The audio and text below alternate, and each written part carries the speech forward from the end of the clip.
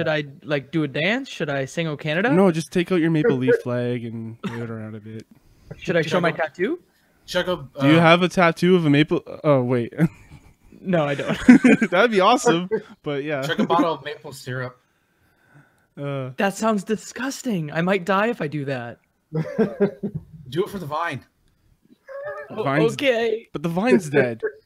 I know. That's the joke. I miss Vine. Vine was great. I loved Vine.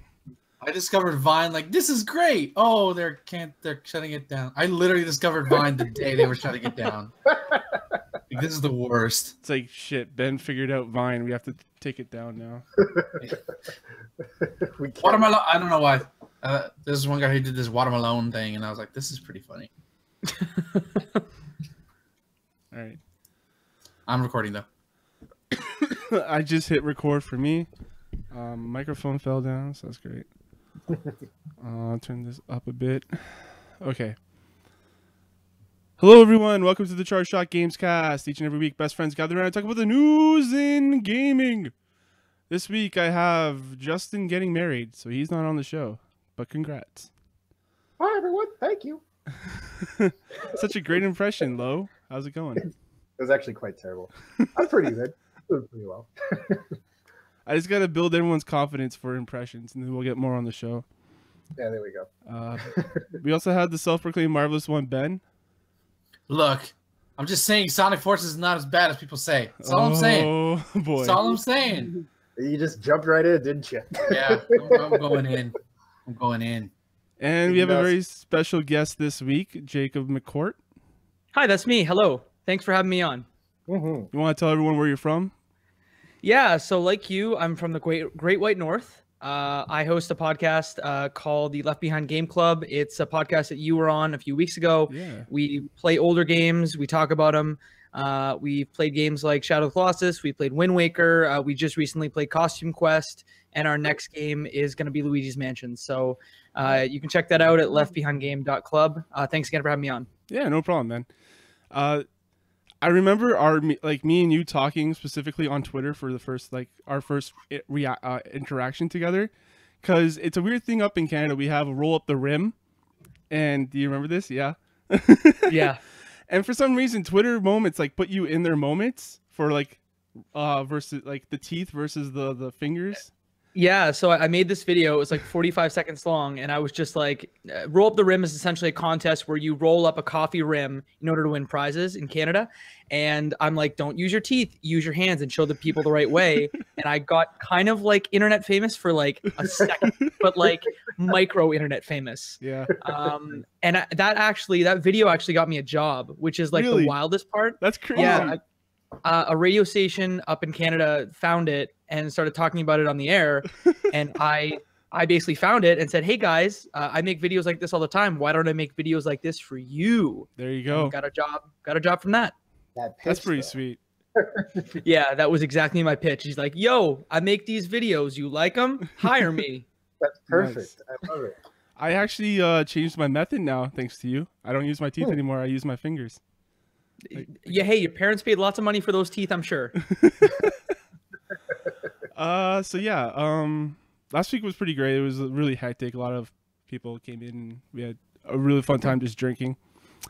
Talking about whatever, Seinfeld. Instead of video games. But yeah, I think this week we'll start off with Jacob.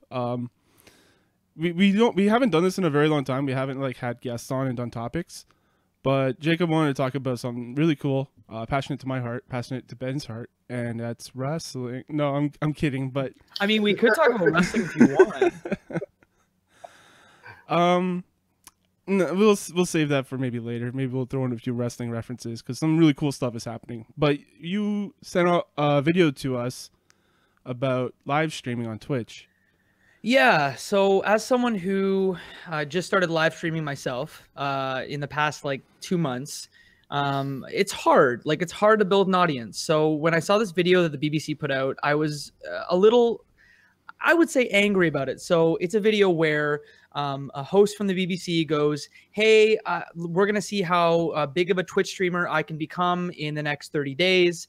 And the video, I think we'll be able to link to it. It really misrepresents what streaming is all about, only because he gets a huge cosign. Like, if you stream for a month, you're going to have like 2 or 3 followers. That's just the way it goes. Like, you got to put the time, the effort in. And this guy gets a huge cosign from one of the biggest streamers out there, and his subs go up, his followers go up, and I just really hope that kids don't see the video because it really misrepresents what streaming is all about. It's hard. You got to put the work in. Your content's got to be good, and then you just have to keep doing it. And I don't know. You guys saw this video, obviously. What did you think about it? Did you get as upset as I did? Ben. Oh, sorry. No, go ahead, Lo. You I first. was just trying to get someone to talk. I'd be tweeting to you, good sir. Okay. Yeah, I really hate how old media tries to examines certain new facets, because Twitch streaming, it's hard to say, is like that's a popular thing now for a lot of kids. They don't watch television, it's either YouTube or streaming. And I hate how they try to look how easy it is. I've always hated that. And as a person who used to stream a lot and I streamed like once in the past 5 months, like you gain like 100 followers, you're gonna put, unless they hear from an actual streamer, you're gonna put the idea into like, well, like that's easy, and then they're gonna get frustrated that their subscriber count isn't there, or even if their subscriber count's not there. Because let's face it, subscribers don't mean anything. It's the amount of views you have on Twitch. That's what's really important. Subs allow you to, they give you money, but it's how much your audience. And that, just like with anything, either it's a Twitch or a YouTube subscription, that doesn't happen overnight. You have to build it. Like one of the bigger channels, I follow one of the bigger channels. His name is Maximilian Dude. You may or may not have heard of him. Does a lot of fighting game stuff. But either way, like when he started streaming about 3 or 4 years ago, like he was nobody. He was nothing. He had a YouTube channel that was relatively quiet, did a little YouTube show, and then like now he's exploded, and like he has his own community over the course, and that's because he streams almost every single day except for certain days. And it's like he's built that community, that audience through hard work and dedication and time and effort. And when you put stuff like this, it's like, well, I became a popular streamer in 30 days. It's like, that's more than, unless you come out like guns blazing with like, you're witty, your stream looks really good, and your and the games you're playing are popular. Because that, I think for a lot, I can't speak to it, but a lot of the popular Twitch streamers play the popular games, your League of Legends, your Hearthstones, or whatever big AAA game comes out that week. That goes into it. I feel, but like more than likely, if you're not going to get there, or if you're going to get there, it's going to take a long time, and you need to prepare for that and not immediately say, I'm going to quit my job to be a Twitch streamer because that's where all the money's at. Well, good luck with that. So, old media, stop it. Just stop. Yeah, I have I've been in this game for a while. I've been writing about video games for over 10 years now. I've been streaming. I've done like all this stuff like YouTube streaming. I've done streaming like 80 something plus days in a row, like for hours. And yeah, it's not possible. Like I don't think it's, you need to have the connections. That's the thing.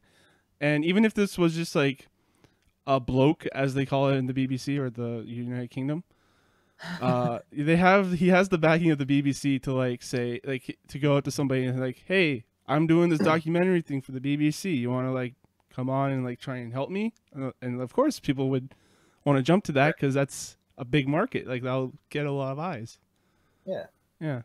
So yeah, I just hope the kids don't see it and go like, man, I'm just gonna do it for the views, because you don't get into the streaming game or into video game writing unless you love it. Because unless and I, like you, Thomas, I've been doing this for like, I think I've been on YouTube for like 11 years. Yeah. I had one video that did okay, but like the rest don't do that well at all. And if you don't love it, you're not going to do well, because largely the redeeming value is in the fact that like you are putting out content that you love and that a few people are absorbing. It's going to take lightning to strike if you're not playing the big games for you to succeed. Yeah. Yep. Lo, do you want to say anything? Yeah, well, unfortunately, I don't have too much experience as far as streaming. I've started getting into it recently, so it's a lot of fun to do. But again, like you guys have been saying, it's a lot of work. It's just like YouTube. I mean, I've been doing YouTube the last couple of years, and I don't have like an amazing amount of subscribers, but the subscribers I do have, I worked my butt off to get those subscribers. So like, one thing that I really can't stand, especially with like high profile people on the internet, is just when you put out content like this that kind of sends the wrong message to people and it misinforms them. So now anybody seeing this videos, I'm like, oh, cool, I can do what this guy did. And, cool. Yeah, I'll be internet famous. I'm like, no, that's not really how it works. It's simply because it's like such a saturated sort of, it's a saturated like field in the internet. So it's like, it's just really frustrating to see people just put out content like this that's just so blatantly like full of misinformation that's just going to send people on the wrong path. And who knows, like the next big Twitch streamer could have been one of those people that got turned off by it because they thought they can get into it like really quickly. My favorite thing about this video was they show him like having no engagement, like no viewers at all, and they're like, let's go to Gamescast, like one of the biggest UK based like Twitch streamers, like podcasters available. And then like, oh, suddenly his numbers went up. How mysterious. It's like, no shit, duh. Yeah. Yeah, so that kind of thing, it just really bothers me. But for anybody listening, streaming or just really doing any sort of content creation online, it's not that easy to do. You have to put in a lot of work. There's a lot of trial and error. I mean, just with us, with the Charge Shot Gamescast, I mean, we had our share of technical difficulties in the beginning. The fourth episode was called Technical Problems or Technical Difficulties. Yeah, exactly. I remember. It was one of my favorite episodes, actually, now looking back on it. At the time, I was like, God damn it. but yeah, now looking back on it, it's just kind of like a fond memory sort of thing. But, I feel like that kind of thing, it's kind of part of the process. It's kind of like you kind of have to start from the bottom and like kind of grind your way up, whether or not you have money to just like throw at projects and stuff, it's still going to take a significant amount of work, So, I mean, yeah. So again, just seeing this kind of stuff, it's just really frustrating. And anybody listening it's not that easy. It's going to take a lot of work. So yeah, don't give up, because like one of the best advices because I'm a wannabe Let's Player. I like to do Let's Plays every now and then. And one of the best advice I was given by a Let's Play group that I went to a con about 3 years ago. I told them at the time I was thinking about doing it and they told me, don't do it for money. Just do it because you want to share experiences. And that's what I do. Any game that I've Let's Played, I barely get maybe 10 views, maybe at the most. I think the most popular video I did like 30, and that's because like I was like handling it everywhere, like here, please watch this. But I told myself, that's why I don't release content like constantly. That like I do this because I want to do this on my own time, and this is my spare time kind of thing. And only reason I do a Let's Play is because I want to share it with you. I want to share my experiences with you. I'm not doing this for money. And the community, like I think I have like 20 subscribers at this point, which isn't a lot. It's like a dime in a big ocean. But to me, that's significant. And I have a small little audience that watches, and that's okay with me. And people need and the best advice I can tell anybody who's listening who's thinking about getting into content creation is that don't get frustrated after the first, I'm going to say 6 months. Your audience, it may take longer. You may be lucky in that you may be one of those rare individuals that has that unique personality, that charisma to garner a lot of people. But don't be frustrated if you maybe only got one or two guys commenting on your videos, or 1 or 2 people commenting on your Twitch streams. The important thing I will always say is keep consistent. Be consistent, because if people know you're going to be there, they're going to be there. Yeah. I mean, if you go back and look at any content creator, I mean, for example, obviously, I'm just going to take a big name, Markiplier. Go back and look at his earlier videos. He was awkward as hell. Okay? He was really awkward. I was like, oh, he's so cute. And then like, and now and that's another thing, just with this whole, just being like an internet personality, like I don't want to say it like changes you as a person, but like a lot of people who get into this thing, they start off like insanely introverted, but then after a certain point, it just kind of hits critical mass, it ramps up, and then it just becomes easier to be like the most, I guess it just, after a while, Your persona? Well, I mean, I don't know, because I guess some people do have personas online, but then there's other people that are just like, it's just a more exaggerated version of themselves. Yeah. It's just basically them at like 110% capacity. That's me. Yeah, that's 100%. That's 100% what I was gonna say, because I just went to broadcast school, and the thing that they teach you is that exactly what you said. They're like, you shouldn't be Mr. Fake Radio because they're gonna be able to tell, and you won't get a job. But they're basically like, you should always be either 10% minus or 10% plus what you normally are, and that's kind of what I appreciate about some of the YouTubers and streamers that I watch, is they're not exaggerated. They seem like genuine people that just, you know, maybe crank it a little bit for the camera, for their viewers. Yeah, not everyone could be an AJ Styles. Sometimes there's a Dolph Ziggler out there. Yeah, and we need Dolph Ziggler's out there. It's okay to not be in the main event. Sometimes you just got to go for the Intercontinental title. That's okay. Intercontinental title's not bad. Because if you go long enough, you will get good, or in the case of wrestling, you will win the title. I mean, look at even AJ Styles, not to bring this back to wrestling, but the guy wrestled in bingo halls for how long? Like 15, 17 years before he made it. So he was in purgatory from 2002 to 2000 and like, was it 14? Yeah. We don't talk about those years. Exactly. All right. I just had to throw in a wrestling reference there. It starts one, and then it just keeps going because you got 3 people who like wrestling now. Don't worry, Justin's not here. We have full control of the wrestling. No one here to object. I'm just gonna smile and nod and laugh. Yeah, Lowe's nice about it. He's not me. Hey, yeah, I get it. No, I don't. All right. Yeah. So I guess that's all for that topic.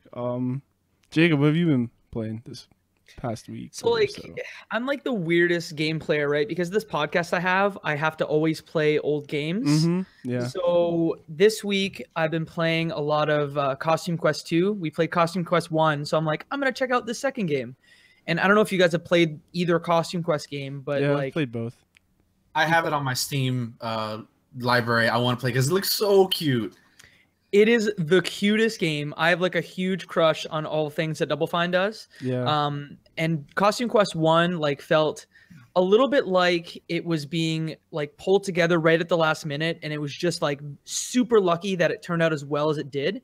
There's one section in the first game where they have a joke where they're on the top of a Ferris wheel, and they're just like, how are we gonna get down? And like it just jump cuts to them being down, essentially because they didn't have time to get away for them to come down. Yeah. Like programmed into the game. They're just like, yeah, they're just like, and they made a joke about it, and it was great. But Costume Quest 2 is super fleshed out. Like there are tons of new characters. The battle system is like an active battle, like Paper Mario type battle system, and the writing is just so dang cute. And there's time travel and candy, and it's just like, it really captures for me like the Great Pumpkin Charlie Brown. Like that's the whole thing that I'm trying to like feel when I play that game, and I can't recommend playing the first one enough. I'm like, I think 3/4 of the way through the second one, and I'm having a great time. So if you've got it in your library and you haven't played it, save it for next Halloween, but you should play it. Yeah. And they're I know they're RPGs, but they're not long, right? They're pretty short, which is good. I don't need another 100-hour JRPG in my life. Exactly. And that's, the first one's 6 hours. The second one's like 6 to 8 hours. And then there's some, I think it's called Grubbins on Ice DLC. That was Christmas, like DLC pack. And that thing's like 90 minutes. So like a super fun thing to play. Apart from that, I'm playing PUBG again. Oh, nice. I've played 240 hours of that game. Wow. Yeah. I think I have like 80 something. Not 200. I don't even like shooters, man. Like that's the crazy part. I haven't played a shooter this much since like probably the original Halo or Rainbow Six 3 Black Arrow. Like that's how long it's been. Yeah, we haven't talked Yeah. about PUBG on this podcast yet. Are you So- guys Fortnite people? No, I was making a joke. Design wise, aesthetic wise, I'm Fortnite. I'm a Fortnite PvE person. I don't Okay. know that PvP stuff. I tried Fortnite, the PV. Yeah, exactly. I'm with Lo. Like, I would try out that PVE. I tried out the PvP stuff, but I don't know. It just didn't. The gameplay just wasn't as tactical or as realistic as I like. afterthought. Yeah, exactly. Yeah. It just seems like there are a lot of systems that are in the game that's going to take me like an hour to sit down and okay, there's building and okay, my weapons don't seem like totally like it just seems How can like you it'll tell take which me an one's hour to better sit than the down. other? Like, Exactly. I don't know. There's a lot of things that go unexplained in that game, and to anybody who hasn't like played during like the alpha testing phase, who like got a chance to like figure all this shit out, they're just like, what the hell is this? Like, I don't like. Why do I need like this squad survivor like thing? Like, what? I don't even know what that does. I don't care. But like, it's like the thing about this game is like, there's just so much stuff that's unexplained. But like, once you know what you need to do, like, you can like have a pretty like strong like hero or whatever. And you don't have to put like a cent into this game. Like, you don't have to, but it's just like it's like sort of implied that you have to. So that therefore that's what a lot of people end up doing. But yeah, it's really frustrating. I just wish somebody would come out with like a legitimate like guide or something to help people like get started into the game. I don't know. I've considered doing one myself. Lo's been doing a few videos for the site, and they've been doing pretty good. Yeah, I should actually start that up again because for a while I was like, yeah, people are probably tired of this shit by now, so I'm just gonna stop. But No, man. yeah, I think they do really well. Like, I think people like want that information. yeah, because that's the other thing about the game. There was no information about it until, hey, guess what? Early access now. Here it is. Come and get it. Yeah. What the hell is this game? You never know. Yeah. Yeah, and they could totally build that kind of stuff into their like community. So I play Clash Royale because I'm an idiot. And within their news feed, they have obviously some of its content that's from their partners. But I think what I see occasionally is like a video from someone who's like, hey, this is something I learned how to play the game. You could build that kind of stuff into the game itself, into a community section. They just haven't done it. So Yeah. I would love to get into Fortnite, but this PUBG affliction that I have is just it's too strong. How many chicken dinners have you had? So I think I have 3 squad chicken dinners, and I actually got my first duo chicken dinner last night. Nice. And the thing that's cool about it, and I'm sure it happens in Fortnite too, I still can't help but scream at the top of my lungs after getting a chicken dinner. Last night we were on a hill. It was 2-on-1. Me and my buddy that I was playing with, we popped up at the same time, and we got the guy, and just like 3 minutes of screaming. And there's not a feeling in the world that matches a sweet, sweet chicken dinner from PlayerUnknown's Battlegrounds. Yeah, it's great. We've talked about it a ton on this show, like every single story we've had. I won't reiterate them all, but like every time, like I still want to play more, but like I feel like I've played it to death, and I just want to give it a break right now, and like maybe wait for like the new map to be implemented or something else to be added into the game. But like every time I play that game, there's usually like 1 or 2 or 3 good stories that like mean like the water cooler effect. You can talk about that game and like your specific match that you had. It's always fun. Yeah, so that's largely what I've been playing. A little bit of Pokemon Go here and there, but I won't bring that up. we actually had Justin and Elvia talk about Pokemon Go last week. That's maybe it's getting a resurgence with the Gen 2 stuff. Seems to be, yeah. It's addictive. Lo, you've been playing Fortnite? Of course, yeah. I got to get my couple of missions in with the PVE. I actually it's funny because I actually ended up getting the next tier up for the Founders Pack just so I can give my brother a copy because he kept like asking, oh, hey, are you playing Fortnite? Oh, what's this? What's that much? You just play the damn game yourself. Come on. That's the question. And then, but yeah, so that's been fun. I've been playing a bunch with my brother. There's this Halloween event they extended it to the end of this month. So cool. There's just a bunch of theme stuff you can get and whatnot. So Nice. Yeah, other than that, let's see what else. I started playing The Witcher 2. Really cool game. Yeah, you were telling me over Discord. It's interesting because it's just funny because a lot of the games I end up being the most impressed with are games that I don't give a fair shake beginning, like starting out. It happened with ESO. I was like, nah, just whatever, screw this. And then I actually like tried playing it. I was like, oh, this is actually really cool. And then The Witcher, I'm like, oh, whatever, just try to be like Elder Scrolls, and screw that. And then I actually started playing The Witcher. I'm like, oh, this game's actually really neat. I like how you're playing Witcher 2 and not Witcher 3. Witcher 2 came out like 6 years ago. It still looks really good though. And it's the thing, it's funny because it was on sale, and it's funny that you say that actually. It was on sale. I got it for like $10 or something like that. I'm like, no, I'll just started with this one. So then I started playing it, and then just today I just got I got an email from GOG. It's like, hey, Witcher 3 is $20. I'm like, all right, fine. so now that's sitting in my library for when I finish Witcher Nice. 2. You could just abandon Witcher 2 and just play Witcher 3 now. No, I want to finish 2 because you can transfer your save from 2 over to 3. So I don't know like what They're all that just entails. Incredibly long, and I don't see my like. I had that mindset a while back. I'm like, all right, I'm gonna play all 3 Witcher games, and I go through maybe 5 hours of Witcher 1. I'm like, all right, Witcher 3, let's go. Yeah. How mechanically different are the games? Oh, they're Because I so think of like different. Mass Effect 1 to 3, the mechanics changed a bit. Oh, it's They're incredibly very different. different? Like it's like The Witcher 1 is kind of like you click on an enemy and then like that's it. And then Witcher 3, it still keeps like all the potions and like the meditative stuff, but it's a little bit friendlier.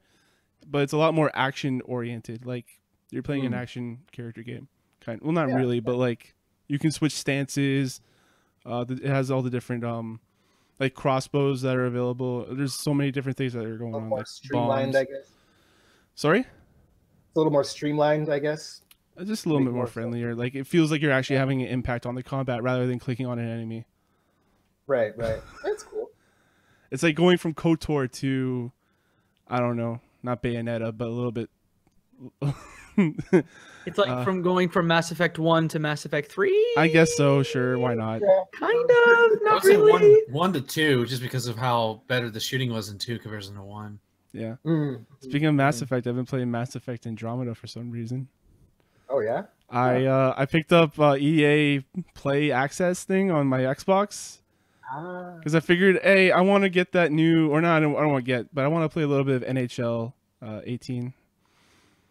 Get that 10-hour free mode or whatever. But then I ended up getting Mass Effect Andromeda for some reason, and I started up the game. I played as the female because I never played as the female in these games, so I figured I'd give it a shot. And the facial animations are just such a mess still. They're still bad? Yeah, it's still really bad. Like I switched over to the male and it's a lot better. It just feels like I'm not playing a real person when I play as the female. Like it's just Happy N7 day, everybody. Yeah, I don't know. It's still a mess. I don't know why I'm playing through it. I'm a Mass Effect fan. I hear the shooting mechanics are actually pretty good. It's fine, but your AI teammate are still garbage. Like they'll run around the field and not do anything. I posted a video up on my Twitter where like one of your crewmates, like I was just like taking cover behind a box and the crewmate runs up on the box and like aims the opposite direction. I'm like, well, that's great. Like, wow, you don't know what you're doing. Yeah. Part of me wants to play Andromeda, but at the same time, I put the original Mass Effect trilogy in such a holy box. Anything to spoil that. So I don't think I'm ever gonna play Andromeda the way I keep like. It's fine, it's okay, or it's really bad. So I don't think I ever want to touch. You don't want to know. You don't want to know. I'll just, you know what? I'll eventually just replay Mass Effect 1 through 3 again because I need to do that at some point. Yeah, I should just do that and play as the female because I didn't do it the first time. But I hear it's really good. Get with Garrus. So I have a copy on my desk, Thomas, for PS4. Should I play it? I'm a huge fan of the original trilogy as well. Andromeda? Yeah, should I play it? No one should play Andromeda. I own two. Okay, I own a PlayStation 4 copy. I think I broke the seal. I should have just left it sealed because I haven't played it yet. But then I got the EA Access thing on my Xbox, so I essentially bought this game twice. Wow. I don't know why.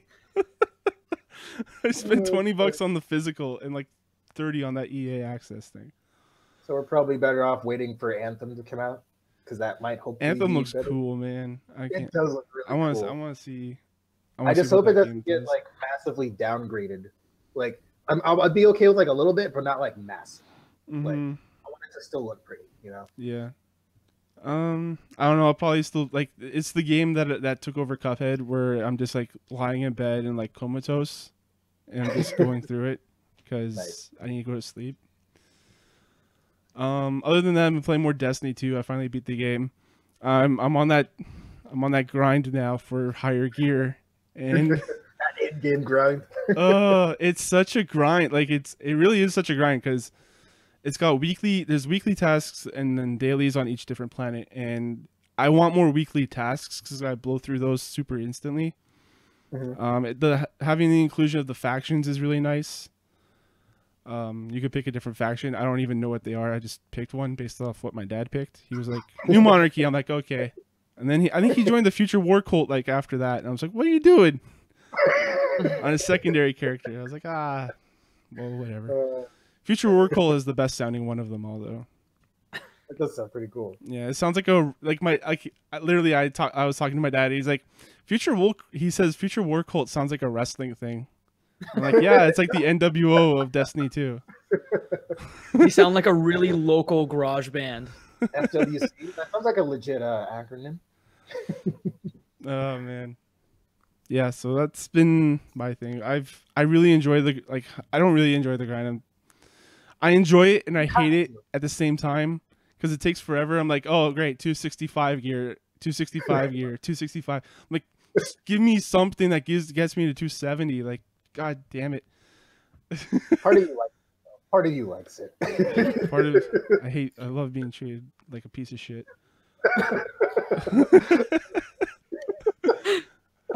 It's a good game. I still like it, but I'm not a fan of this grind. That RNG, we're all slaves to that RNG. Yeah. Praise be to RNGesus. Mm-hmm. Ben, what have you been up to? Oh, what have I been playing indeed? Small quick mention. I'm officially super silver ranked in Street Fighter V. Shout outs. I probably will not be playing as much Street Fighter V until Arcade Edition comes out at the end of January because like I've put over 200 hours of Street Fighter V. That's a lot. I'm not good, but I have fun. I'll probably pick it up like once in December just to not become utter shit by the time Arcade Edition comes out. But the big thing that I've been playing, the one that's been getting sort of mixed reviews on the internet, is Sonic Forces. The highly anticipated, well, at least to me, it was highly anticipated, latest 3D Sonic game, obviously riding off the high of Sonic Mania. That's like Sonic's back. I cried on that episode. I'm not going to cry here because I'm not going to cry because while Sonic Forces, I don't think is as, I think the internet's actually handling it as well as I think, pretty much shares the opinion I do in that it's not a bad game, but it's not exactly great either. Like, I'm having fun with it. A lot of my enjoyment comes from the absurd of the story. So it's basically it's a war story, which is so weird to think about it with Sonic the Hedgehog. So Sonic, Eggman has taken over the world thanks to this character called Infinite. I kind of want to say, because actually there's actually a tidbit that connects Mania with Forces. So Mania, you can see it as a prequel to Forces. I'm not going to say what it is, but when you get to that part of the game, you'll know what it is based on playing Mania. So basically, this new character called Infinite, who has a great voice actor. I don't know his name, but I've heard his voice. He has such this great evil villain voice. I love it. He has the ability. He has this thing that controls reality, and he's working with Eggman. And they're basically waging war. Like Knuckles is the commander, and they have troops. And Sonic is presumed dead in the very first part of the game. He's not, by the way. It's Sonic. The story feels like fan fiction, like it really does, and I love it. Like it takes itself so seriously, but yet it's to the point where like it's charming, sort of like I'm in for this absurdity. And the original character thing, I think, to me is where it really shines. Because Sonic quote unquote dies or is killed off or whatever, the Sonic's friends are spread thin, the defenses, it's so weird to say this in context of Sonic the Hedgehog, but you are joined, your character becomes their newest recruit. You're called Rookie. And like, you know, also fuck you, Vector the alligator, freaking talking down on me all this time. Like, I don't think the rookie can handle it. Vector Fuck the you. alligator. Yeah, there's a Vector the alligator. He's one of Knuckles' chaotic buddies. He from Chaotix? Yeah, he is. Yeah, Okay. yeah, he's one of them. Okay. He's constantly downing me, and I hate him. I was like, "Fuck you, Vector." But like, really, the customization at the beginning, it doesn't seem like there's a lot. Like, you get a couple of gloves, you get a couple of shoes, a couple of bodysuits. But once you start playing the game reward. This is how the game rewards you. The higher ranks you get, the more customizable stuff you get. And this is all just by playing the game. No loot box bullshit, anything like that. You get more hats, more gloves. A lot of them are reskin, but like, hey, maybe you want the different colored shoes and you'll get that. But just by playing the game and getting S ranks, and it's not really hard to S rank stages in this game. It's not. Or there's also daily challenges where it'll say, do this or change your footwear, simple stuff like that. That just rewards you. So you're constantly getting new stuff. And it's rewarding to play by stages. And I think this kind of plays into it. The stages are not really that long. Most stages will maybe last you at the longest 3 minutes. I've blown through stages that'll go 2 minutes, and Nice. which is like, that's kind of fair for Sonic. So but are at the same stages time, any good? they're pretty fun. Like, there's a couple of Sonic bullshit moments where like, okay, that should have been there. I ran into that, but like a lot of the aesthetics to it, especially there's like a casino jungle stage, which looks really cool.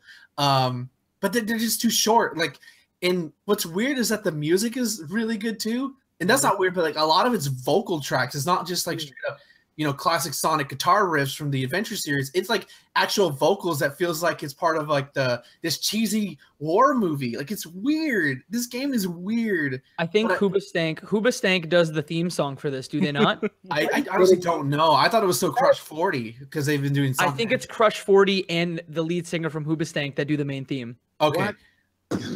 I did not know that, but either way, like, I mean, it's $40. So like I love it. You can go to my Twitter at Marvelous Iggy and see my original character, and like I just get so giddy like when playing it, and like there's me, like that's me with Sonic and everything. Like, Sonic's telling me, I knew you could do it, rookie. It's like, yes. Like, it's not great, it's not amazing, it's not the best game ever. It's not as good as Colors or Generations. It's definitely not a train wreck that a lot of people were expecting this to be, like to derail Sonic again. If you like Colors of Generation, it's a lot like that. The boosting and the speed, the whiffs. The only other criticism I do have of it, I feel like Classic Sonic is pointless because I feel like you could have just centered it around 3D Sonic and your avatar. When I'm playing as those characters, it flows really well because even though they're both 3D stages, Sonic is your traditional, you know, homing attack, super speed, versus the avatar he can't run super fast, so he gets these wisp bombs, which are basically the way he can use wisp ability. So like some of them you can use a flamethrower. Yes, you can use a flamethrower and just mow down robotic enemies. Some of them can use electrical, or some of them have like this homing slicing attack, and they each have their own sort of special super move you can do. And it provides a lot of variety to replaying stages. When I play as Classic Sonic, it's just like, oh, this is worse. Like, especially after playing Mania, it feels worse. And it feels unnecessary. And I feel they only did it because they wanted to like get people who like Generations back. Like, there's not a point to him. And there's way less classic level stages. Like, he feels shoehorned in. Which kind of sucks, but yeah. Is it tight? Is the control tight on it? Because everything I've seen, because I've only watched the video, I've not played it.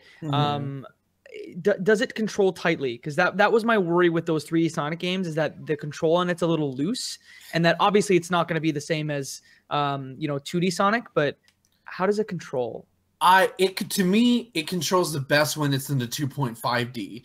It's still a little loose. It has that Sonic sort of 3D. Doesn't control exactly how you want it to, but I think what they similar to what they did in Generations and Colors, when you get that open lane to go boom, you go boom, and there's nothing to stop your momentum, and there's nothing satisfying.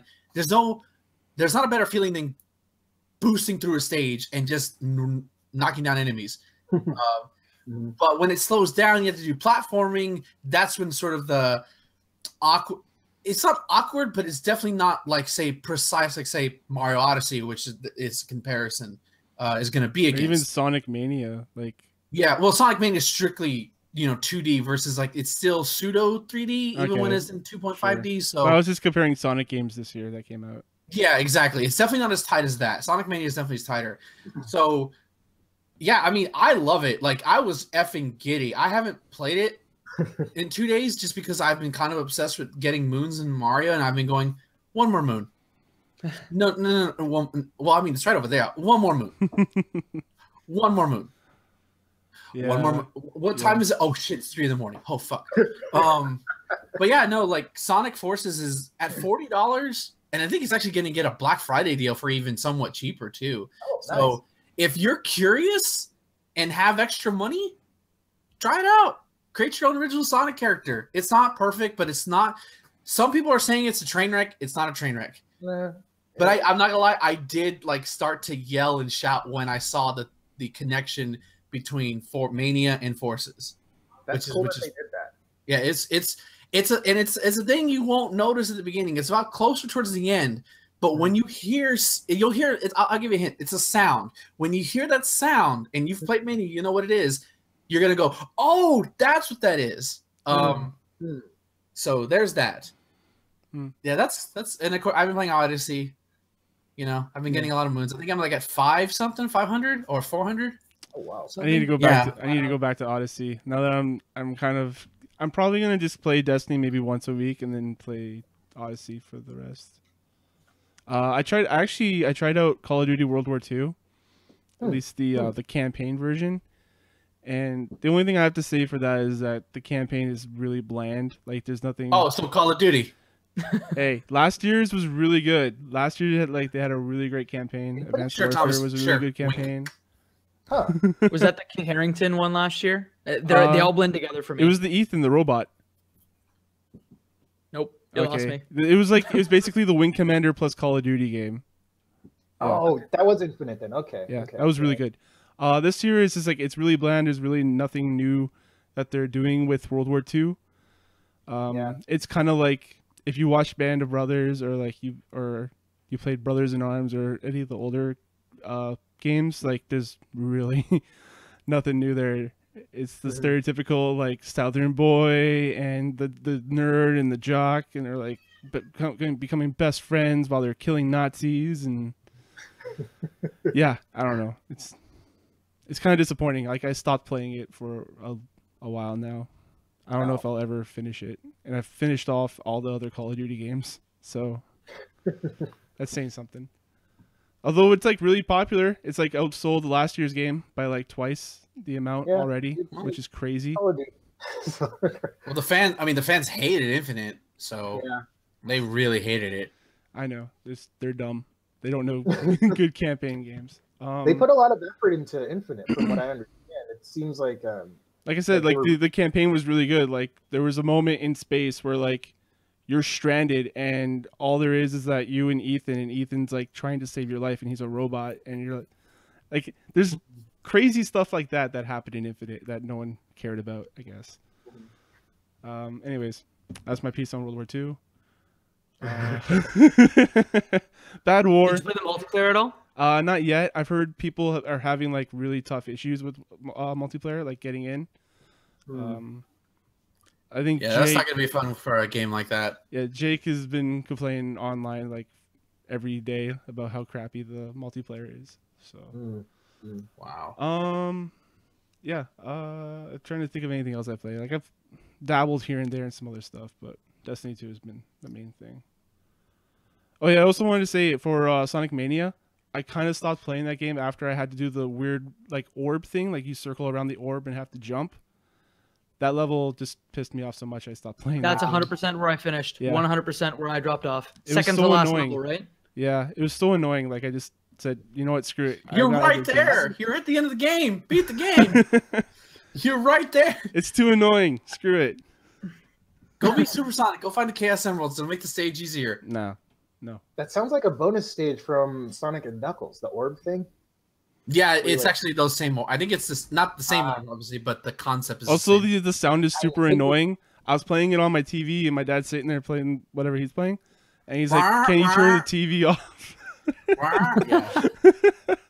Isn't it like the Casino Zone, like boing, boing, boing, different Yeah, sound? pretty much. Something like that. Yeah, it's like wah, wah, wah.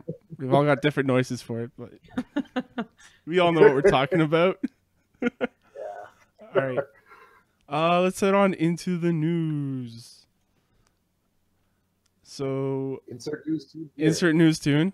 Can't play it live for us. Sorry, but yeah, news. Or I guess we could just sing it. We could. All three, all four of us. Sure. On 3. 1, 2, 3. Newsy news tune. Newsy news tune. That was pretty good. Sync it in post. Sync it in post. Should we clap to sync it? No, it's That was pretty fine. good. I'll just put in Justin's audio. It's fine. But in the video, it will have this version. So, you know. Hopefully that's synced up for everybody watching. All right. Yeah, sure. Okay. Yeah, so not a lot of news this week. There's some bad news, some weird news happening, some acquisitions. A lot of financial stuff happening. I guess it's like, is it Q4 already? So I guess a lot of financial stuff is happening. All right. Yep. So ESRB is requiring ratings on physical indie releases or physical releases, all physical releases. This is a new rule. It requires games to attain an ESRB rating before being published on Sony platforms. Previously, only games seeking a retail release had to receive an ESRB rating. To clarify that, that's actually the long form. They had 2 different forms on their site. One was short, and it was kind of just like you put in whatever, and it will give you that, and it's only used for digital releases. So you could go in there and say like, oh, my game is rated teen, or everyone, or mature. And they would just take your word for it, and you could publish online for free. Yeah, and it's not policed and it's free, right? Yeah. So they kind of took that away. And now they have like you have to go through the long form version of it, and they offer a tiered system. So for instance, let's see. I think what they've basically introduced in the article is a value tier. Yeah. So for anyone that's under $1 million, they go through the long form rating. It takes 90 days, and it costs them $3,000. Yeah, exactly. So have you guys ever bought those like limited run games? Those like quick, low volume, like PS4 games? I haven't actually. I haven't even seen those. No, but I will when they start doing it for the Switch. Yeah, so those are super cool. They're low volume, and what these publishers are saying is that you're essentially going to double my cost to do this, so it's essentially not worth our trouble to do it. Oh, that sucks.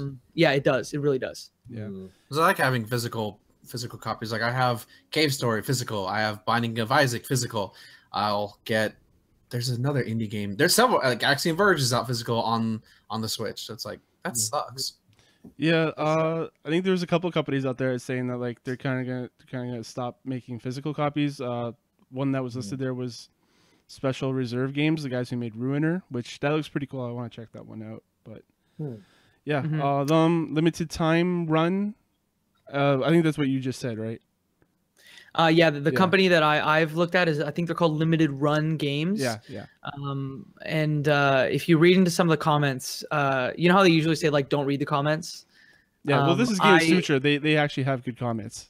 Yes, that's what I was gonna say. Is that I only read the comments on Game of Sutra, and one of the guys in the comments was like, "Yeah, it's happening because the bigger players are going like, hey, we have pressure from the small guys, so like it instantly is not fair. They should face the same rules that large publishers face." I don't know how you guys feel about it, but I don't. I think they could put an exemption in to say like, hey, if you're making under 1,000 copies, it costs you $100. Like the $3,000, it seems because they're not gonna knock, because in as fun as indie games are, they're never gonna touch like say a Call of Duty or a Mario Odyssey or Assassin's Creed. They're not. These are the people who are going to buy it are for a specific audience, and and that's only beneficial to them. And putting this cost on them is just like, well, I mean, yeah, they're still going to get their money because people are going to buy digital, but it's like, there's always something nice about something physical, especially about a game you love. Like I would love a physical edition of Ori and the Blind Forest. I don't know if that actually exists or not. I could be talking out of my ass or not right now. But like I would love it that were to happen. Like I'm happy that Undertale fans got that Undertale collector's edition. Like that was awesome for them. Like that community loves that game. And if this prohibits this will prohibit more of that, that's awful. That's just hurting fans who will actually pay money for something like this. Yeah. Because they're not like that's a $3,000 like flat rate fee, right? Like it doesn't matter how many copies that you print. Like, I think it should scale based on that, honestly. Yeah, because it scales based on your development budget, not the amount of copies you want to sell. Yeah. Because any developers can't produce like 1 million copies of whatever game they have. Right. No, a lot of these guys are doing it for collectors' reasons. Yeah. So, like, I really think there should be a net to capture those guys, because $3,000, if it's going to double the cost, like, you're going to get rid of a cool niche industry that's popping up. Exactly. Yeah. Indie games are on the rise. They've been on the rise. They've been rising for years. Yeah, see, my dog doesn't approve of it. Yeah, I just wanted to throw that out there because there's been a lot of weird stuff happening around the industry of games. Like we didn't really talk about, but there was like that tax incentive that I brought up last week, where the ESA was like in favor of it, and yeah, I hope there's not more shady business practices happening. Are you talking about how they have operations in certain European countries and they pay zero tax? Is that what you're talking about? There was like they came out in favor of like Trump's tax plan. Like it was like trickle down economics basically, and yeah, it was weird. Yeah. Speaking of other shady business practices, the SEG After Strike is actually over. That's a great transition. It's a great segue. Yeah, well, we've talked a little bit about how we kind of want the gaming industry to like kind of evolve their business practices, especially with voice actors. My initial take was like I was kind of on the fence because I didn't really know too much information about it, but then like afterwards I was like, yeah, I think they kind of need to unionize because there's so much shit happening. We'll get into layoffs later. I should have segued into that, but that was probably a better natural transition. But yeah, SEG After Strike, that's finally over. We talked about the tentative agreement.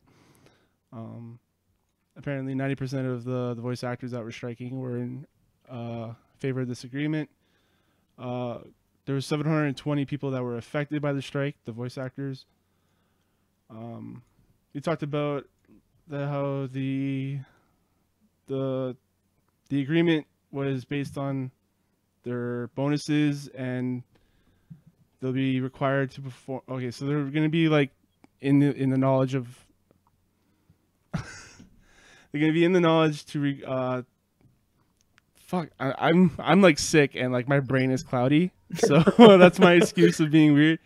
Yeah, but essentially, like their voice actors are going to have to be informed on what kind of roles they're going to be playing, like where they have to perform profanity or racial slurs or stuff like that.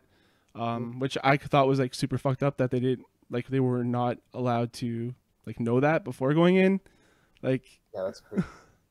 Well, if you're not, I think famously, like someone, I think of the villain, the main antagonist of Fallout 4, like throughout the whole VO recording process, didn't know the game that he was on. Yeah. So imagine having to like create a character, live and breathe in a world, and like not know the game that you're going to be a part of. Or like if you're going to be part of Mafia 3, I don't have any specific examples within that, but like I probably wouldn't be comfortable like doing voice acting as an antagonist in Mafia 3 because of some of the shit you'd have to say. Yeah, I haven't played the new Wolfenstein, but imagine like you're playing as, you know, a Nazi or a KKK member or someone who has Nazi sympathies. What? Yeah. Yeah. Well, just watch the opening scene. You'll understand what I'm saying. It's fucked up, needless to say. Yeah, so that's kind of messed up if they weren't aware of that before I going thought in. they were. I thought it was like, here's the thing, here's the NDA, you're good to go. Here's your script, read it over, like. Do you want this job? Like, God, why does the video game industry have to be so fucking shady? I don't know. Fucking video games. Because it got really popular really fast, and it got popular so fast that there just wasn't a lot of, I guess, regulation or checks and balances. It's kind of like, I don't know, I just kind of like at some point just turned into the Wild West as far as like business goes. Yeah. And so that's when you get people like trying to cut corners and just doing this exact kind of thing. And it's, you know, it's like Thomas was saying, it's just like I didn't realize how little I knew about the situation until I knew how little I knew. Yeah. So it's just, it's good because we've had articles pop up in several episodes or several casts. So it's really good to see that this finally came to a conclusion. And I hope that, you know, this only can progress forward. It's a big step in the right direction. Basically. Yeah, for sure. Yeah. I'm gonna counter you and say that it's a step in the right direction. I don't necessarily think it's a big step. I mean, they are getting bonuses now, which I don't really think was the biggest piece to it. I think it was one of the bigger pieces. They're gonna get bonuses of, I think, like $2,000 is kind of where they cap out. Yeah, something. But like a lot that. of it too was like, I'm gonna be on set for 12 hours and I have to sit here and do this like screaming where I'm getting murdered for 12 hours, and you know, it's gonna screw up my voice. Which is like, the purpose of unions is to be like, we're preventing you from entering unsafe work conditions, and like for them to move forward in that respect is great. But when you look at film's been around for what, like 90 years. Yeah. Right. And actors in film and television are treated a little bit more fairly. It's because it's been around for so long. I think, and not just like, it's a step in the right direction, but I feel as though there's still so much work that has to be done, not only for voice actors, but for developers as well, which that's like a totally different topic. Yeah. Yeah. No, that's a good point. I think the I guess voice... what I really... Sorry. Sorry, I was just gonna say, I guess what I really meant was like, it's a big step in the right direction, just in the sense that I guess more people are aware of it, just because I'm sure there was a lot of people just like me who are like, oh yeah, voice acting, cool, and you can just get paid to talk into a microphone, but it's not like, it's not that simple. So it's like, but yeah, just as far as like just making people more aware of it, but yeah, they still have a long way to go. That's for damn sure. Because I mean, just there's no reason that voice actors for like video games shouldn't be on the same level as like a film voice actor or like an animation or really or anything or whatever. Just, you know, there's no reason for it. So I think the voice strain stuff, they talked about that in the tentative agreement. I don't see anything here about it on PC Games N, but I'm pretty sure they didn't state anything specifically in the tentative agreement, other than that they would work like on improving conditions. So there's nothing solid there, but at least they're like acknowledging it. Yeah, I think they had specifically like called out, hey, if you're gonna have to do like stunts, or if you're gonna have to do like mocap, that's in the contract now. But I'm not sure, like you said, that it's specifically called out as if like you're gonna sit in the studio and yell for 12 hours because we got to kill your character a whole bunch. Yeah. All right. So yeah, transitioning into more shady practices. Telltale Games. Remember Telltale Games? They used to make oh yeah, the same game over and over again, but with different skins. No, they used to make other like more adventure style adventure games with like Sam and Max and like Monkey Island and Strong Bad and some other stuff. Strong Bad. Yeah, but then they grew into like a huge company that had to make the same game over and over again with their same engine, using different popular licenses, and now they're going to have to scale back. So yeah, Telltale Games is laying off 25% of their staff. This reduction affects 90 employees. I knew Telltale was huge because they kept pumping these games out like over and over again, but I didn't realize how huge they actually were. I didn't play a lot of their games after, I don't know, maybe Minecraft the Minecraft game that they made. Story mode. Minecraft story mode. I played the Batman one. I want to get into season 2. I haven't really played on that. They set out Guardians of the Galaxy.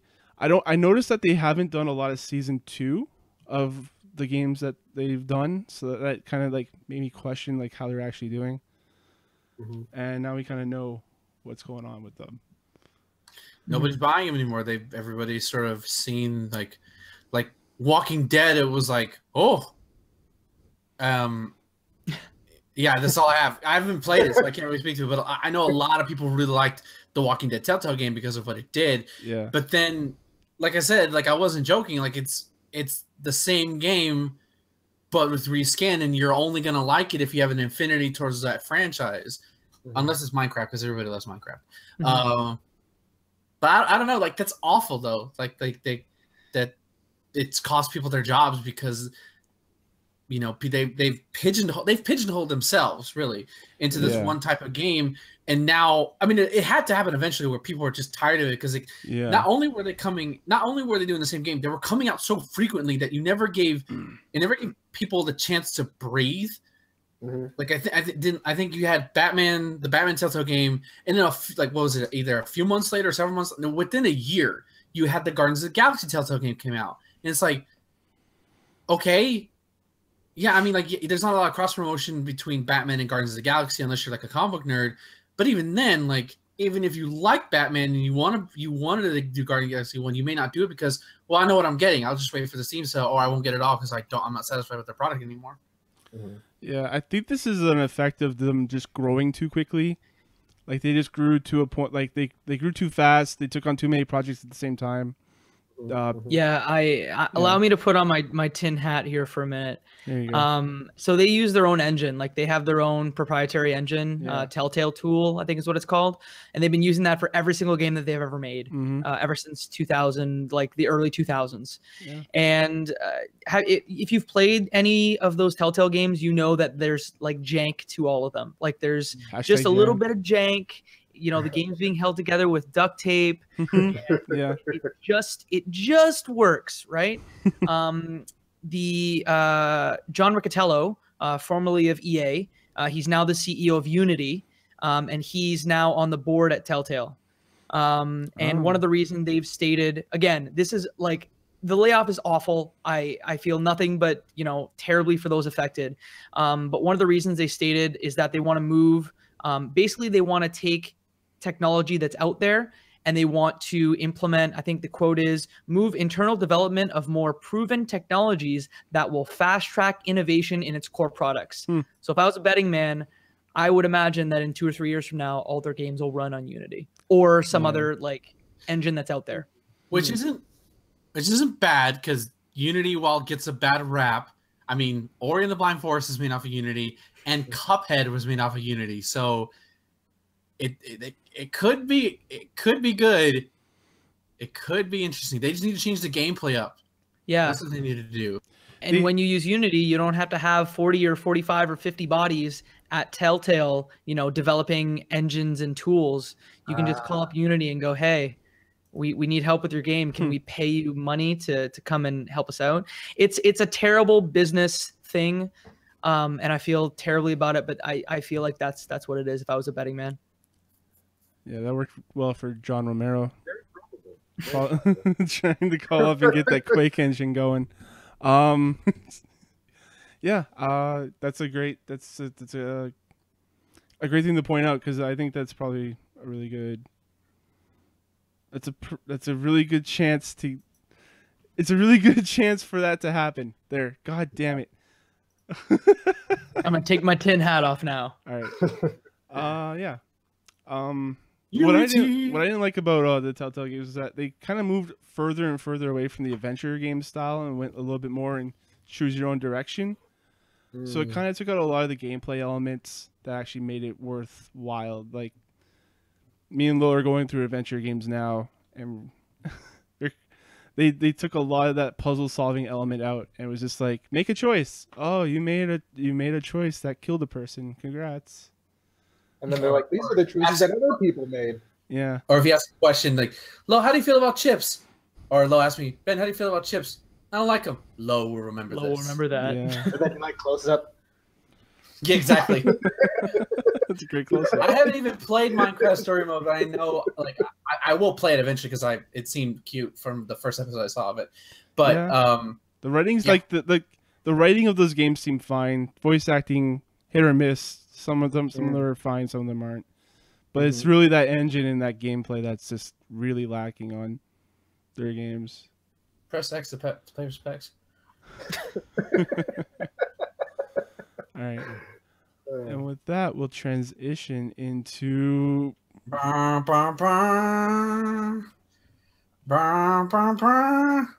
don't know what you're doing that for. well, I thought we were transitioning to the Respawn news. Oh, okay. We could do that. I figured let's keep up this depressing train. So yeah, EA is acquiring Respawn for headline here says $455 million, but it's really $151 million in cash, $164 million in long-term stock, and possible bonus of $140 million. So yeah, this If you don't know who Respawn is, are the people who made Titanfall and Titanfall 2. Yes. So this acquisition comes off the heels of them closing down Visceral Games. So some people are speculating that maybe they shut down Visceral and to acquire Respawn, which I don't know if that's valid or not, but Probable. they said they've been working on an acquisition of Respawn for a while. So Yeah, and they would never. I think Soderlund basically said like, "Hey, these things aren't related." But again, that's corporate speak, right? yeah. Speaking of Patrick Soderlund, one of the reasons for the acquisition was so that they could better manage their product, like their releases dates. If you remember from last year, Titanfall 2 and Battlefield 1 kind of came out within almost the same week. Oh yeah. The 21st and the 28th of October. So, yeah, like the Titanfall has been published by EA, so it kind of just makes sense that they would end up owning them. If you make a successful business when someone purchases you, right? Yeah, that's true. I mean, theoretically, if you're EA, then EA shuts your studio down or guts it entirely. Yeah, well, they've made like how many multi-million dollars now? Like, True. yeah, Yeah, and Zampella's getting paid. Zampella's the CEO of Respawn, right? yeah, Vince Zampella. Either way, he's getting paid. And I think it's someone else. I can't remember his actual name, but it's the two guys who left from Jason West. Yeah, Infinity Award. Isn't this made of some of former Bungie people or something? No, it's Infinity Ward, the Call of Duty guys. That's what it is. I was like, I don't know why I was thinking of the Destiny people. That's what I was thinking of. No, that's Destiny. Yeah. So yeah, more acquisitions, stuff happening. I don't know what else to say about that other than when does Jinder Mahal go to Raw? I want to talk about that acquisition. You want that acquisition? Yeah, I want the Maharaja, the modern Maharaja on Raw. Are you a fan of the Maharaja as well? I love him. I wish he didn't. I kind of hate how he doesn't have the title anymore. But I'm like, okay, fine. Were you looking forward to seeing just sitting there, Jinder he's getting like, destroyed by Brock? I would have loved to have seen him go on the suplex. That would have been awesome. My bad. I'm derailing this conversation. No, this is now a wrestling podcast. Welcome to Chair Shot. Oh, that's so good. Thomas, you delete that right now. Nobody takes that. It's the name I of our just bought Discord channel. chairshot.com, I bought it. Anyways, yeah. Me and Ben have been talking about wanting to do a wrestling podcast, but it's just, he doesn't watch day to day, so. Well, I will be soon because I'm gonna get Hulu now, so I'll be watching it. I won't be watching it live, but I'll be watching the day after. So All right. it's like $5.99 for like a year, and then it's like a 3-day trial. So I'll probably do it. Just gotta actually put the credit card information. And I hear they edit out the crap in that show, so you only get an hour and a half instead of 3. Fine. I don't need to watch Raw for 3 fucking hours. Yeah, I watch it on a stream, and they take out a lot of the garbage too. So. I was getting all I needed to know from Raw from Twitter moments. Yeah, I watch like Raw exclusively on YouTube in those like 4 or 5 minute vignettes, and it's great because I don't need more wrestling in my life right now. Yeah, gotta switch on over to that New Japan. Kenny Omega versus Chris Jericho versus King. Oh, it's gonna be so good, so good. January 4th. All right. Tokyo Dome. Lowe's is Wrestle Wrestle not- Kingdom 12. Let's all go to the Tokyo Dome. Let's all just go. I would love to go to Japan. Yo, let's and do like, it. Let's do it. Yeah. I would be a giant. No, you should come. That would be an excellent first wrestling show. That would Yeah, be it would be. awesome. That sounds like a lot of fun. We're going to Japan. Podcast is canceled. And then Ben, you can go and play ARMS in that tournament. Yeah, in Evo. Yeah. No, it's the following. It's the end of the month. That's the beginning. That's the only thing that sucks. It doesn't correlate. You just gotta stay in Japan for a month. That's true. I would love that if I could afford it. All right. You know what it takes in order to get to Japan? Money. And you know how you can get money now? PlayStation trophies. Yeah. Bam. There we go. Oh! We just have you on it to do all the transitions. I'm trying to help you out. You're sick. I could tell. Yeah.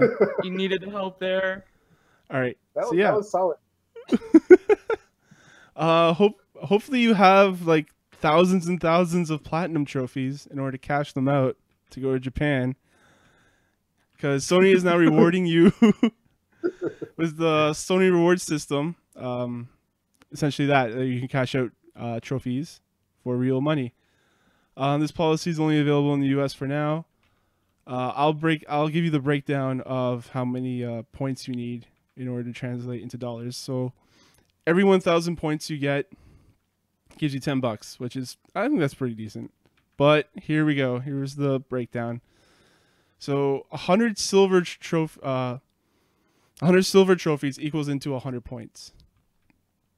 So you need to have how many? Like a 1,000 of these silver trophies in order to get $10. 25 gold trophies for 250 points. 10 platinum trophies for 1,000 points. Now, let me tell you how many trophies I have. I have 21 gold, 109 silver, and 689 bronze, which accounts for nothing. So yeah, you're going to need a shit ton of these trophies if you're a crazy person like Greg Miller and Kind of Funny. Like, I don't see how else you could cash out. The completion. Get all those trophies. Yeah, it's kind of neat that they're actually doing this thing. I guess. Yeah. Like I remember achievements for a while back. Like I thought they were gonna do something really cool with that, but the achievement system was so broken. Like people could hack into that and give themselves like all the achievements ever. Mhm. So I guess they couldn't have done anything with that. So I wonder if like trophies are secure or if you can easily hack into that or not. I don't think you can. Well, I mean, PlayStation Network's been hacked before. So I mean, There you go. That's true. Yeah, that's true. Multiple times. I don't know. so we're I mean, just gonna break they can't make this to the point where like if you're constantly getting trophies, you're getting money because then they're losing money because you're not spending money. They have to make it to the point where like it's realistically you're not going to get a lot of it, but like, hey, I got this amount. Let me buy Metal Gear Solid for the 50th time. Well, the thing is that you earn these trophies, you get like a credit from them, but then you're putting that back into their system, right? Yeah. Yeah. Yeah, I compare it to, like, I don't know about you guys, but you probably have a lot of games on Steam. Like I said before, I play a lot of PUBG, and every week I get like 2 crates from PUBG. So I turn those in because I don't want to take a chance for a like penny or 2 penny item. So I get 60 cents for a crate. And eventually after like, I don't know, 10, 12 weeks, I can buy a game for $9.99. It's just a cool way to like recognize, hey, you guys play a lot of our games. Mhm. Here's $5. Spend it in the store. It seems like a nice little loyalty thing. Yeah, like their trading card system as well. I usually trade those in for pennies and then save them up and buy a cheap game. Nice. Speaking of PUBG, did you link your account to Twitch, Jacob? I did. Did you get the Twitch gear? I did, and then like an idiot, I sold it right at the bottom of the market. Oh, so no. I'm like, oh great, $4, and now they're worth like 100 and something, and I'm crying. Hello, darkness, my old friend. Yeah, I sold, like, I waited on those and I sold my my gear for like 20, 40, $50. Jesus Christ! It's Oh my worth like God. 100 now, though, right? I still have the Twitch mask because that thing was really stupid, and that went up to like $74 at one point. And I almost sold it, and now it's back down to $20. Can you only get this if you can anybody get this? Anyone with a Twitch account in the game. Yeah, you needed a Twitch Prime subscription, Yeah, I that's right, think. Twitch Prime. Oh, okay. Because they like, if give you you just this need a item. Twitch account, like, why is it so expensive? Okay. Yeah, so you need to pay for Twitch Prime and then get that. So Okay, $100. And I bought a couple of the Gamescom Invitational crates for like $2. They're now selling at $10.75. So I might sell those. I bought like 3 or 4 of them just because I would resell them. PUBG just for this shenanigans. Yeah. Oh my God. it's like playing Animal Crossing for just the turnip market. Yeah, exactly. I knew this stuff was gonna like sell, And at a point. maybe I'll enjoy the game. Maybe I won't think it's complete trash. I don't know. Yeah. All right. Just wanted to give you an update on PUBG's market. This is now the PUBG Market Cast. There probably I'm pretty sure one exists. I wouldn't put it past. It's a 24 hours news cycle on Twitch, just telling you the cost of all the stuff. That Player would be Unknown's better. bandana now at $94,000. I hope Do you it like that? occurs. Do you like that one dude who's doing stocks and like just smashing shit? Do you like that guy? Jim Cramer. There you go. Thank you. You just get a red light. Press it every time something sells. He lost his job, didn't he? Like he got fired from that show? I could can't not tell you. No, I think I'm actually talking about the guy who just has that like button control board, and he's just like, that DuPont, sell that, burn. Yeah, that's the guy I'm talking about. Yeah. Yeah, I know. I think he's still on the air. Oh, okay. I remember like there was a scandal with him like years ago, but I don't remember if he lost his job or not. I saw Jacob had a cat, and he's basically Justin right now. Yeah. Oh my God, this cat loves attention. Okay, I'm just gonna hard transition into Ben's like 1 minute to talk about Xenoblade 2.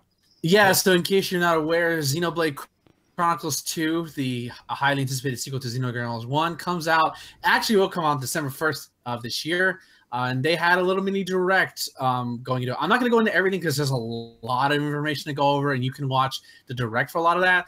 The one thing I wanted to the first thing is, one, if you have Breath of the Wild, and you updated your system, you can actually get 3 new pieces of armor that are directly from Xenoblade Chronicles X.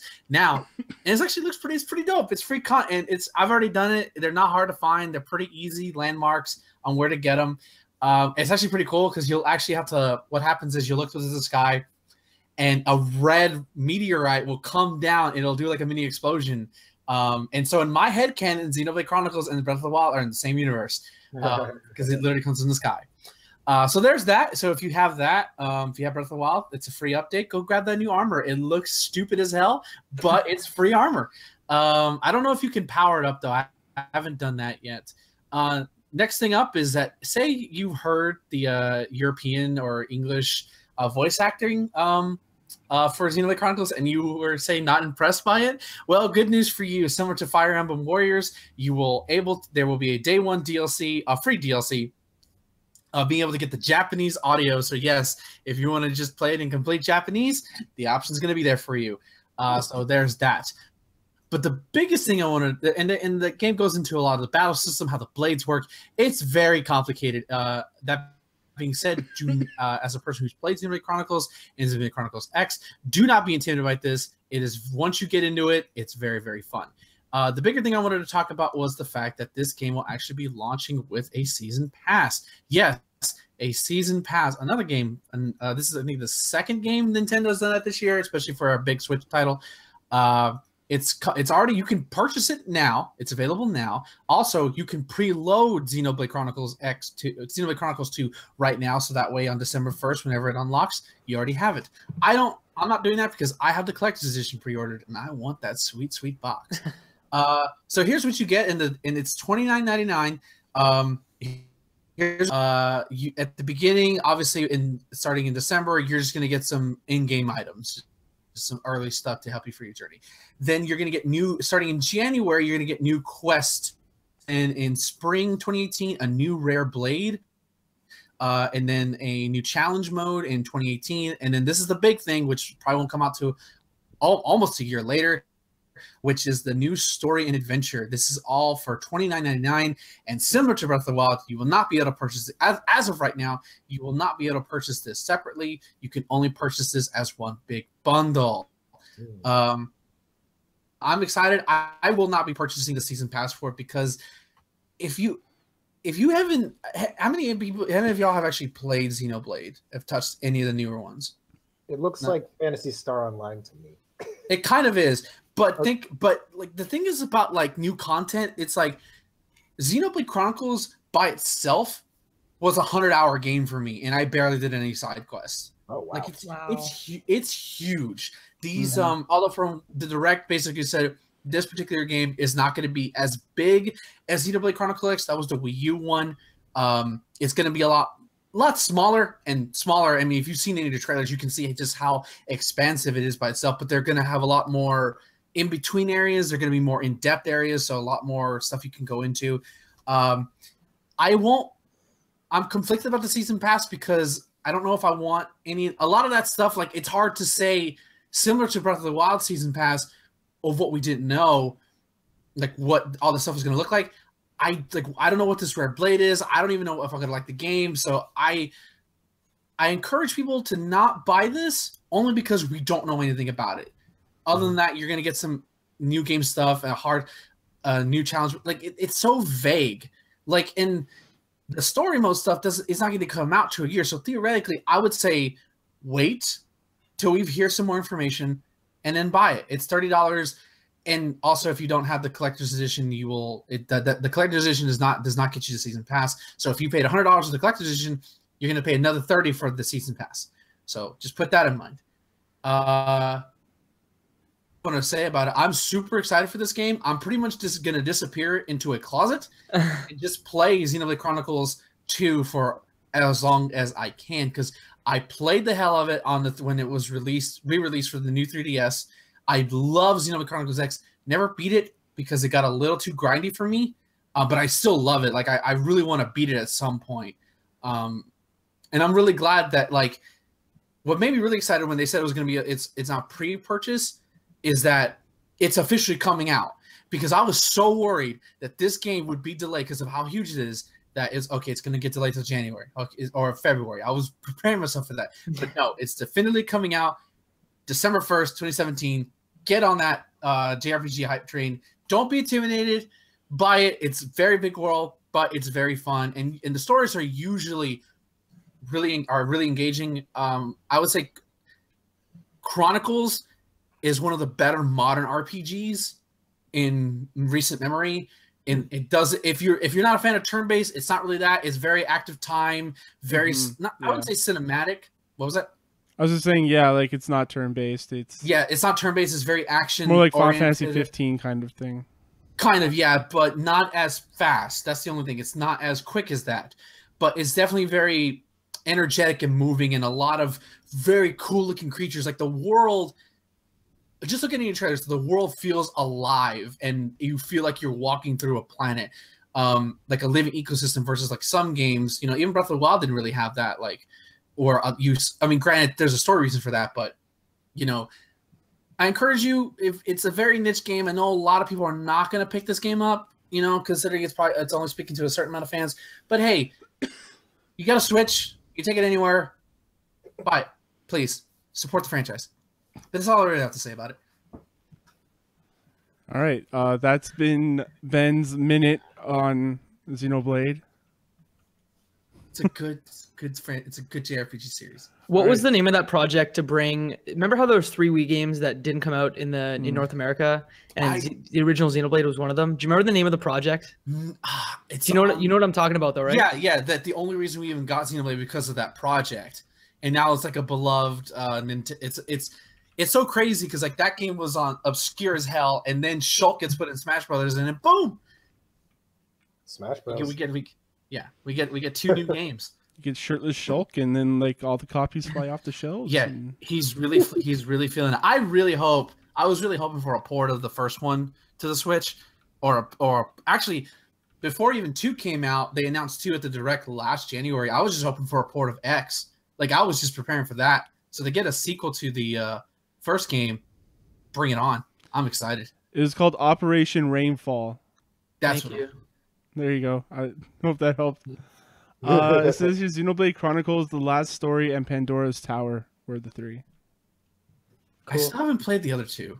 I really want to, because I know the last story was made by the people who did the first original Final Fantasy.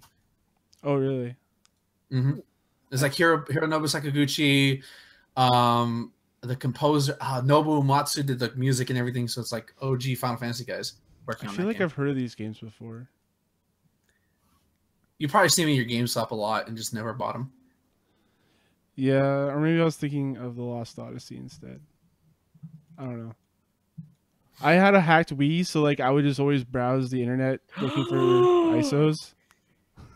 Yep, I was one of those kids. So yeah, that's probably where I saw it.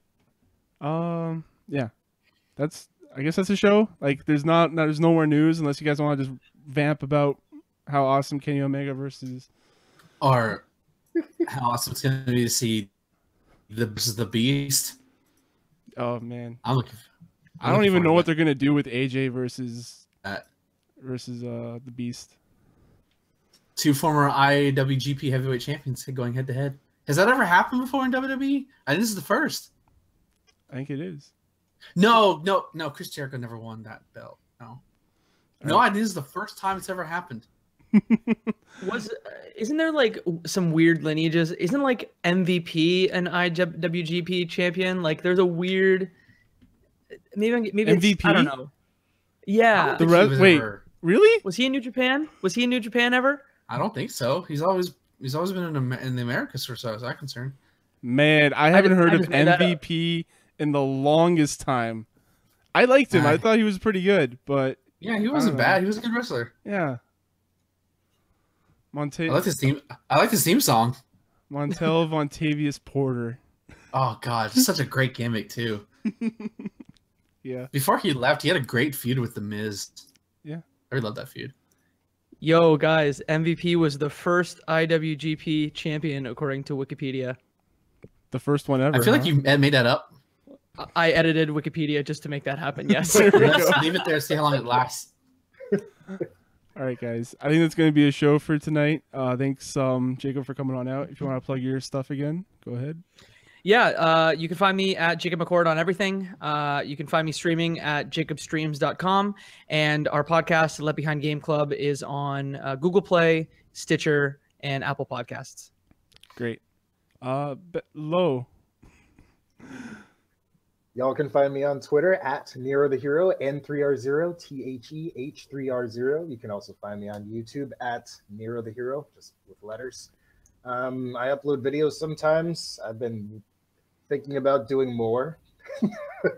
I'm gonna definitely pick up on the Fortnite videos again, just because I've just been learning so much more about the game, and I feel like there's stuff that people would like to know. So just keep an eye on the Charge Shot YouTube for that. Yeah, other than that, you guys can find me here with these fine gentlemen. Awesome. And Ben, where can the people find the self-proclaimed Marvelous One? Twitter.com/Marvelous Iggy, where you can clarify pictures of my Sonic OC. So go there for all things related to me. And also, again, keep an eye out in December for that Cave Story Let's Play, because for some reason I'm equating Cave Story with Christmas. I don't know why. It's not a Christmas game, but in my opinion, it is now. It feels like it snows in that game, doesn't it? I thought it's not. It's underground. That's the weird thing. Oh, okay. It's underground. There's no snow there. I think it's just very calming. Like, there's bullet hell moments, but there's a lot of in between of calm. I think it's because the bullets look like snow. Like, they're white, right? Yeah. Yeah, some of them. Yeah, some of them are. Oh, the cutest bullets. Oh, it's just snow. Oh, God. What's your Sonic character? Is it a hedgehog or? No, it's a bird. I'm Iggy the bird. It's Iggy the bird. Oh God. Well, the bird can double jump. I didn't mention that. Like, each of the race you choose has an ability. Like, I think like there's dogs, there's a wolf, you can be a hedgehog, there's a bird. You can't be a fox or an echidna, which kind of sucks. So you can't have sick dreads like Knuckles. But everyone would just have like 8 penises on their echidna. And to be fair, I feel like the echidna special ability would be a glide, which would probably break Yeah, that wouldn't. Yeah. Yeah. No, he would just punch really hard because that Oh, would there be you go. Knuckles' thing. Melee. Yeah. You can also find me, your host Thomas, here at charshot.com. You can also email me, thomas@charshot.com. You can catch me on Twitter, CSG Thomas. And until then, guys, enjoy your games. Bye, everyone. Sonic OCs for life. No.